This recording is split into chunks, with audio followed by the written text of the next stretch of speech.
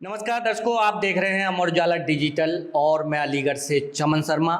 आज हमारे बीच में हैं अटल आवासीय विद्यालय टमकौली अलीगढ़ के प्रिंसिपल रोहित सारस्वत जी।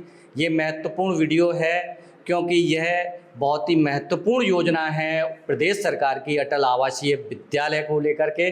तो इसी के बारे में आज इस वीडियो में पूरी जानकारी आपको मिलेगी कि आखिर ये विद्यालय हैं क्या और इसमें किनके एडमिशन होते हैं और किस प्रकार से होते हैं। और खासकर मैं इस इंटरव्यू के बाद आपको पूरा विद्यालय घूम कर के भी दिखाऊंगा कि किस तरीके से इसकी बिल्डिंग है और किस तरीके की इसकी क्लासेस और जो भी छात्रावास हैं वो किस तरीके के हैं। तो स्वागत है आपका अमर उजाला में। तो सर, सबसे पहले हम ये जानना चाहेंगे, एक मतलब अभिभावक के भी दिमाग में बात रहती है कि ये अटल आवासीय विद्यालय अन्य विद्यालयों से अलग कैसे हैं? ये सर हमारे जो मुख्यमंत्री जी की एक भावी योजना है, जो निर्माण श्रमिक जिनके बच्चे बहुत टैलेंटेड भी होते हैं परंतु उनको अवसर नहीं मिल पाता है, इसलिए पूर्ण रूप से उन निर्माण श्रमिकों के बच्चों के लिए हैं। और दूसरी बात इसमें ये है कि जो पेरेंट्स ने अपने कोविड काल में जिन बच्चों ने अपने माँ बाप को खो दिया है, वो बच्चे भी इसमें पात्र हैं। उनको मुख्यमंत्री बाल सेवा योजना का लाभ मिल रहा है, वो लोग भी इसमें पात्र होते हैं। तो यानी कि जो श्रमिक हैं और जिन्होंने कि कोरोना में अपने माँ बाप को खोया है, वो दोनों बच्चे जो हैं इसके लिए पात्र हैं। अच्छा सर, इसके जो मतलब फॉर्म हैं वो कब निकलते हैं और कौन सी क्लास के निकलते हैं? वो फॉर्म जो है निकलते हैं आपके दिसंबर के लास्ट वीक में, और उसका करीब 1 महीने बाद उसका एग्ज़ाम लेते हैं हम लोग, रिटन टेस्ट उसका होता है। नवोदय की तर्ज पे ये खोले गए हैं और 5वीं क्लास में पढ़ता हुआ बच्चा होना चाहिए। 6ठी क्लास में एडमिशन होता है, फिर 9th में भी लेते हैं अभी। अच्छा। और उसमें जो है करीब 140 बच्चे एक क्लास में लिए जाते हैं। अभी हमने 6ठी क्लास और 9th क्लास में बच्चों का सिलेक्शन लिया है और करीब 360 बच्चे हो जाएंगे इस वक्त। अच्छा। हमारे पास 80 पिछले साल 6ठी में हुए थे, इस बार 6ठी के साथ साथ 9th का क्लास में भी लिए हैं। अच्छा, जैसे कि क्योंकि ये मंडल पर एक विद्यालय है, तो अगर अलीगढ़ मंडल की बात करें तो अलीगढ़, हाथरस, एटा, कासगंज के जिलों के लिए यहाँ बच्चे 4 जिले इस मंडल में आते हैं। उन मंडल के जो है उन डिस्ट्रिक्ट्स के बच्चे इसके लिए पात्र हैं। और इसमें सबसे बड़ी बात यह है कि 50% जो सीट हैं वो रिजर्व हैं छात्राओं के लिए और 50% छात्रों के लिए, दोनों के लिए। और कैपेसिटी कुल मिला के 1000 है। अच्छा, अब जैसे कि दिमाग में आता है अभिभावक के कि इसके लिए डॉक्यूमेंट कौन से आवश्यक हैं, जो कि मतलब फॉर्म भरने के लिए से लेकर के और एडमिशन तक के लिए जहाँ तक डॉक्यूमेंट का सवाल है, तो बच्चे का एज का सर्टिफिकेट, जो बर्थ सर्टिफिकेट लेते हैं उसके लिए, उसका श्रमिक पंजीयन कार्ड, वो रिन्यू हुआ कि नहीं हुआ है पूरी तरीके से, मतलब वास्तव में श्रमिक के जो बच्चे हैं वो जेन्युइन होने चाहिए, और वो कार्ड चाहिए। आधार कार्ड चाहिए होता है। कास्ट का सर्टिफिकेट होता है क्योंकि 4 कैटेगरीज हैं। और बाकी तो आधार कार्ड, मेडिकल, ये सारे डॉक्यूमेंट चाहिए होते हैं। अच्छा, जो बच्चे आप जैसे बताए आपने कि जो कोरोना काल में जिनने अपने माँ बाप को खोया है, उनके लिए क्या अलग से कोई उनका जो है, जिन बच्चों ने अपने माँ बाप को खोया है, वो जिला प्रोबेशन अधिकारी के यहाँ रजिस्टर्ड होने चाहिए। वो रजिस्टर्ड होने के बाद उनको मुख्यमंत्री सेवा योजना जो सामान्य उसकी है, उसमें उनको उसका लाभ मिलता है, जिसमें 2500 रुपये या 4000 रुपये की उनको सहायता प्रदान की जाती है। वहाँ से वो बच्चे इसमें जो है आते हैं। अच्छा सर, जैसे कि अगर बच्चे ने यहाँ एडमिशन ले लिया, चाहे 6th में लिया हो चाहे 9th में लिया हो, तो जैसे दिमाग में अभिभावक के रहता है कि यहाँ पर क्या कोई फीस होती है या क्या क्या सुविधा मतलब सरकार की ओर से दी जाती है? ये पूरी तरीके से जो है निःशुल्क है। बच्चों से 1 पैसा भी चार्ज नहीं होता है।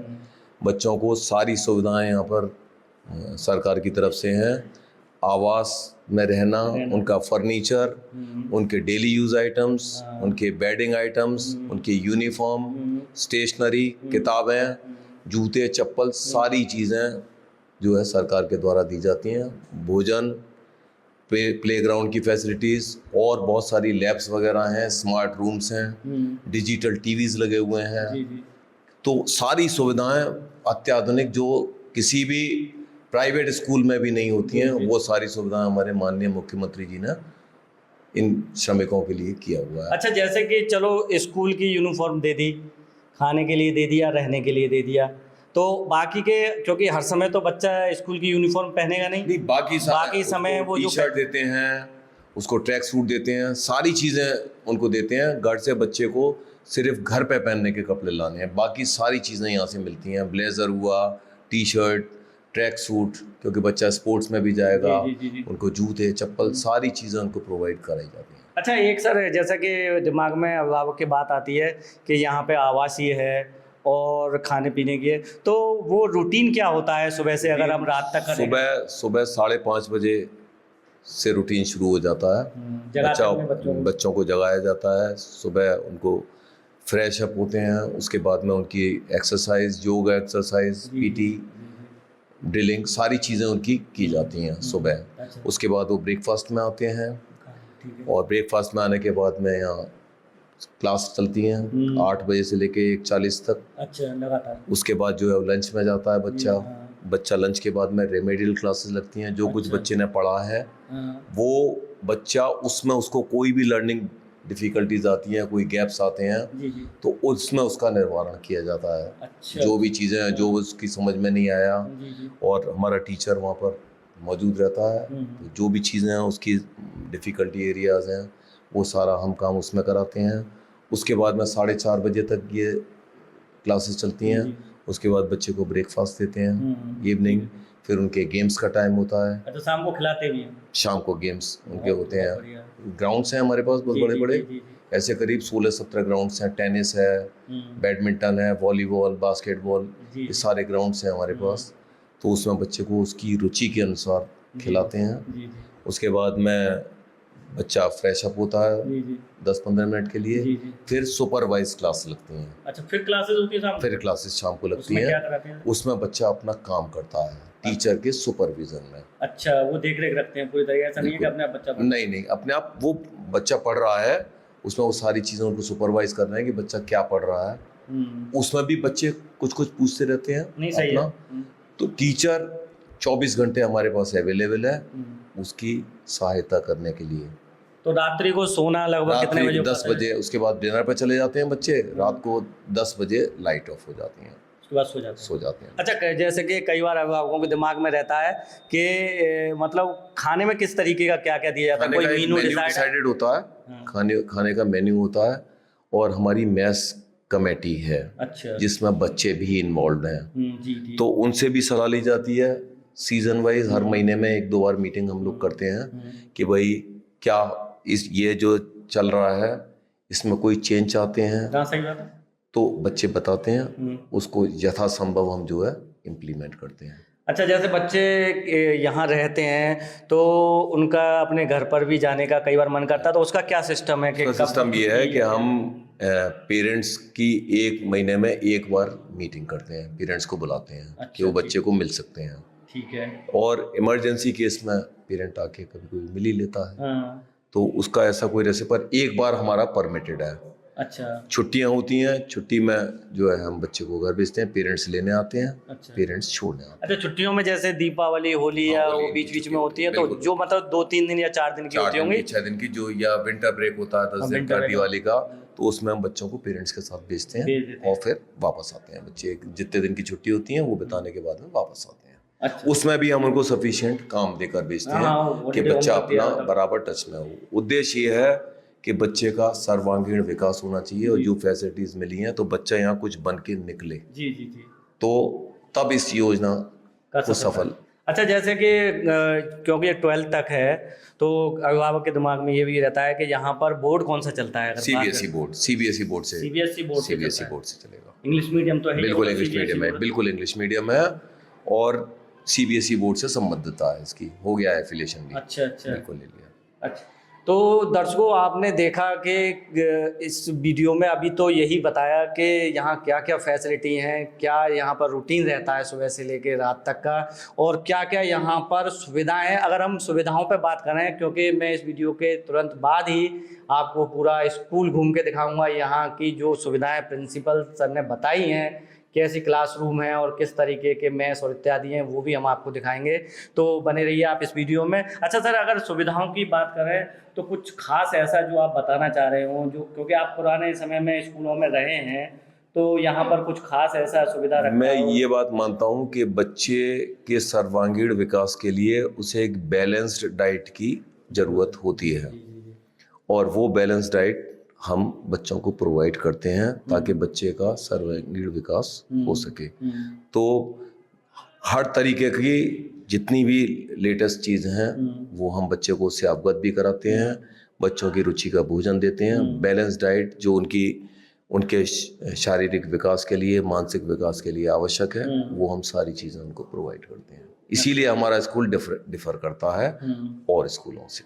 अच्छा, जैसा कि अगर हम इस समय बात करें तो सोशल मीडिया जो आप समझ गए होंगे, मोबाइल जी। तो यहाँ पर जो संपर्क का जरिया है वो क्या है कि मतलब कोई एक नंबर दिया जाता है अभिभावक उसमें को, उससे संपर्क कर सकते हैं? ऐसा किया गया है सर उसमें कि हमारे जितने भी टीचर्स हैं और जो बच्चों की स्ट्रेंथ है उनको डिवाइड कर दिया गया है कि एक टीचर के पास 10 या 15 बच्चे हैं, उसको ये रिस्पॉन्सिबिलिटी दी जाती है कि उसके पास उनका हाउस मास्टर भी कहलाता है, जी जी। जो उनकी पूरी तरीके से देखभाल करता है, और वो जनरली बच्चों के साथ ही लगे हुए क्वार्टर्स में रह रहा है।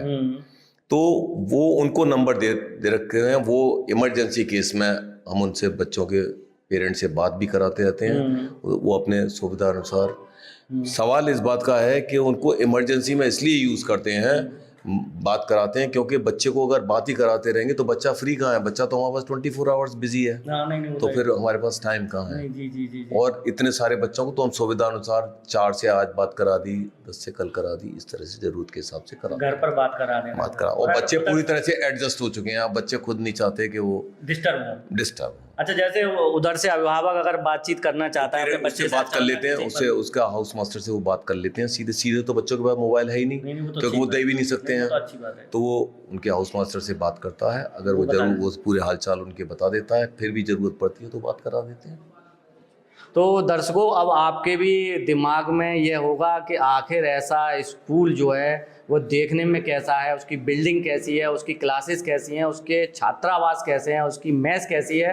तो आपकी उत्सुकता को अब हम दूर करते हैं, तो आइए ले चलते हैं हम अब बिल्डिंग और छात्रावास और क्लासरूम।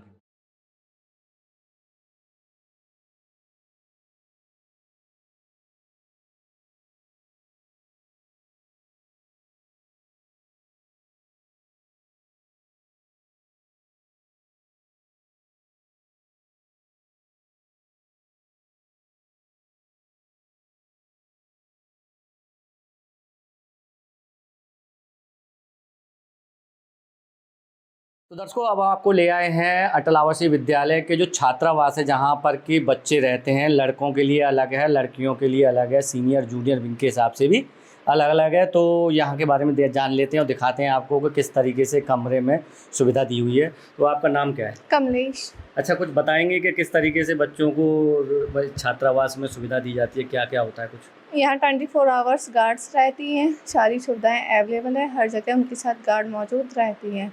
शिफ्ट बाई शिफ्ट यहाँ गार्ड चेंज होती हैं, 8-8 घंटे की शिफ्ट में। अच्छा, तो यहाँ जैसे एक कमरे में जैसे एक बच्चा रहता है, 2 बच्चे, 3 बच्चे, 4 बच्चे एक कमरे के अंदर। तो हर एक के लिए अलग अलग बेड है? हर एक के लिए अलग बेड है, अलग उनके लिए टेबल है, चेयर है, उनके लिए एक अलमीरा अलग है। अलमीरा अलग है जी। अच्छा, तो देखिए कि एक बच्चे के लिए एक बेड है, आराम से सोने के लिए, बैठने के लिए, पढ़ने के लिए, और साथ साथ एक अलमारी भी दी हुई है और एक टेबल भी दी हुई है। तो आइए देख लेते हैं हम क्या नज़ारा है उस कमरे का।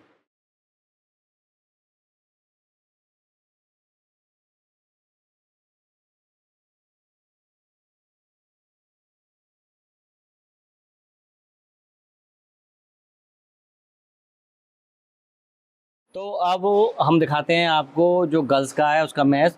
तो यहाँ जैसे कि एक बार में कितने बच्चे जैसे आ जाते हैं? सर जो अभी देख रहे हो गर्ल्स हॉस्टल का मैस है, यहाँ पर 100 बच्चियों का सेटेड प्लान है। एक साथ में 100 छात्राएं एक साथ बैठ के खाना खा सकती हैं। अच्छा, सुबह और शाम का रहता होगा?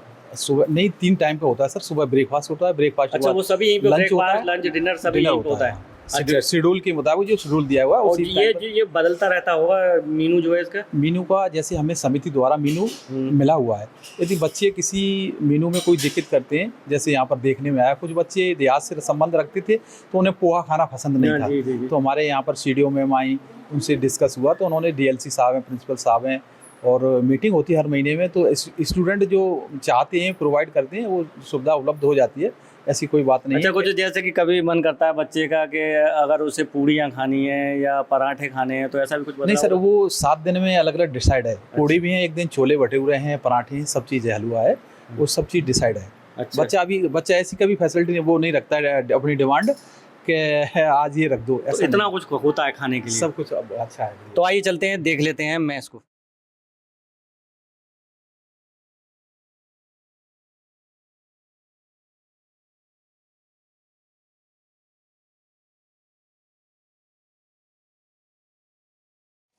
तुम्हारा नाम क्या है? वंशिका। वंशिका, क्या होता है मेस पे, कौन कौन सा खाना मिलता है? मेस में सारी सुविधाएं हैं। पनीर मिलता है, और? पनीर मिलता है, दाल मिलती है, चावल मिलते हैं, रोटी मिलती है। अच्छा, भरपेट? Yes sir.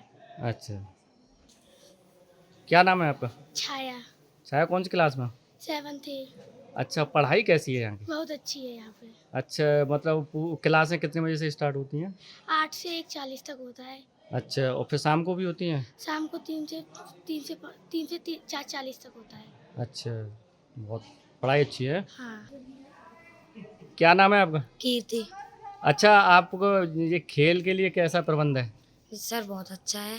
शाम को 4:40 से और 6 बजे तक खेलते हैं हम लोग। अच्छा, जो भी खेलना कौन हो कौन से खिलाते हैं। खेल जैसे? जैसे कबड्डी है, खो खो है, वॉलीबॉल है, फुटबॉल है और क्रिकेट है। अच्छा, क्या मैं आपको? सजा शर्मा। अच्छा, यहाँ पर आपको जैसे किताबें मिलती होंगी, कपड़े इत्यादि सब मिलते हैं? Yes sir. अच्छा, और कमरे में रहने की कैसी व्यवस्था है? कमरे में बहुत अच्छी रहने की व्यवस्था है। एक रूम में 4 लड़कियाँ रहती हैं। अच्छा। सभी का अलग अलग सामान है। अच्छा, बेड मिला हुआ है? हाँ, एक रूम में 4 लड़कियाँ तो 4 बेड। अच्छा। एक बेड है चारों। ठीक। क्या नाम है आपका? अनुराधा। कौन सी क्लास? 7th है। अच्छा, कैसा अनुशासन कैसा है, डिसिप्लिन? बहुत बढ़िया। किस तरीके से सुबह कितने बजे जगाते हैं? सुबह 5 बजे जग जाते हैं हम, पीटी जाते हैं। पीटी से आने के बाद फिर नहाते हैं, फिर तैयार होते हैं, फिर ब्रेकफास्ट जाते हैं। ब्रेकफास्ट से आने के बाद स्कूल जाते हैं। स्कूल से शाम को 1:40 पे आते हैं। 1:40 के बाद फिर खाना खाने जाते हैं। खाना खाने के बाद आते हैं, फिर थोड़ा रेस्ट करते हैं। उसके बाद रिमेडियल जाते हैं। रिमेडियल से फिर टी मिलती है। फिर उसके बाद हम खेलने जाते हैं। खेलने के बाद आते हैं, फिर शाम को फिर अपने रेस्ट करते हैं। फिर हाथ मुँह धो के फिर अपनी पढ़ाई करते हैं। जी। बेटा, कौन सी क्लास में पढ़ते हो? 7th। 7th A में है। कैसी पढ़ाई है यहाँ पर? यहाँ पे बहुत ही अच्छी पढ़ाई है, बहुत ही अच्छा डिसिप्लिन है। यहाँ पर मतलब कि किसी चीज़ की कमी नहीं है। अच्छा, खाना रहना खाना पीना सब यहीं मिलता है। और बहुत ही खेलना अच्छा- सब खेलना भी? मिलता है यहीं पे। अच्छा, बहुत अच्छी पढ़ाई है। टाइम पूरा बताएंगे। और क्या टाइम पीरियड क्या है, मतलब कब से स्टार्ट होता है? सुबह 5 बजे रोज से लेकर सुबह 5 बजे रोज़ हम उठते हैं। उसके बाद पीटी करने जाते हैं। फिर 6 बजे अपने हॉस्टल में तैयार वगैरह होके 7:15 पे मेस में खाना खाने जाते हैं। उसके बाद आके 8 बजे से हमारी क्लासेस स्टार्ट होती है। जी, असेंबली भी होती है। उसके बाद क्लास स्टार्ट होती है। ठीक।